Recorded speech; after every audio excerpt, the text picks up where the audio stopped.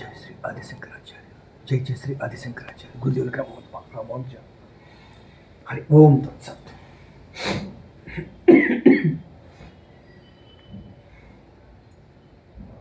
నాకు ఇహలోక పరలోక ఏ భోగ భాగ్యములపై ఇచ్చలేదు. ఇవన్నీ అశాశ్వతం. భోగం ఎప్పుడు జన్మలకు కారణం అవుతుంది, పునర్జన్మలకి భోగం. దాంతో వచ్చే రోగాలు కాబట్టి, దాంతో కర్మలు ఇరుక్కుంటాం కాబట్టి అదే భోగం ప్రమాదకరం.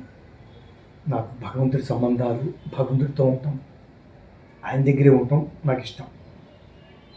ఈ మానవ సంబంధాలు ఎప్పుడు పెట్టుకున్నా కొద్దు. చివరి జన్మ, నా జీవితం, నా జన్మ మహాలక్ష్మి మా అమ్మ కులదైవం. శ్రీమన్నారాయణి మహాలక్ష్మి నారాయణులే, శివకేశవ త్రిమూర్తి ఆత్మ స్వరూపులే వారు. వారికే జన్మకితం, ఎవ్వరికి దక్క. జయ జగన్మాత. ఇహలోకంలో మానవ జీవితం బతకాలి కాబట్టి కారణజన్మలు లేకుండా భూమి లేదు, పురం లేదు. కారణజన్మలు ఉన్నారు.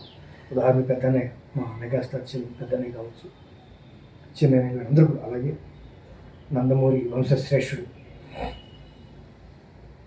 మంచి జ్ఞాని, మంచి డేర్ పర్సన్, నిజంగా ఖచ్చితంగా సింహజాతది, క్షత్రియ జాతది సంఖ్య చెప్తున్నది.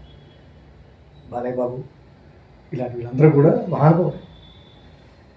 అలానే స్నేహాన్ని నేను మనం నటించడం చేత కాదు.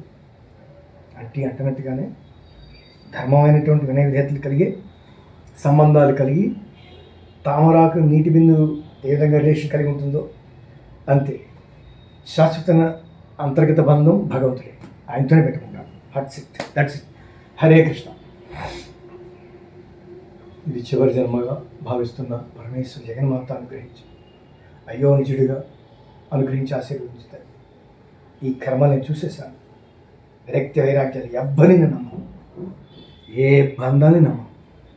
అంత అసహ్యం నాకు. భగవంతుడి కోసం ఏడ్చింది, ఆయన కోసం చనిపోయింది, అది ఉత్తమం. ఆయన కోసం ఏం పడిన కష్టమైనా సరే ఉత్తమం. ఆయన నామాన్ని స్మరిస్తూ రామదాస్ ఎంత ఆనందాన్ని పొందాడు, త్యాగ ఎంత ఆనందాన్ని పొందాడు, శ్రీనాథుడి కవి సార్వభౌముడు ఎంత ఆనందాన్ని పొందాడు, మార్కండేయుడు, ధ్రువుడు, ప్రహ్లాదు ఇత్యాదులు ఎంత ఆనందాన్ని పొందాడు. మాటలతో వర్ణించింది. బాబా మనమని తెలుసుకున్నా.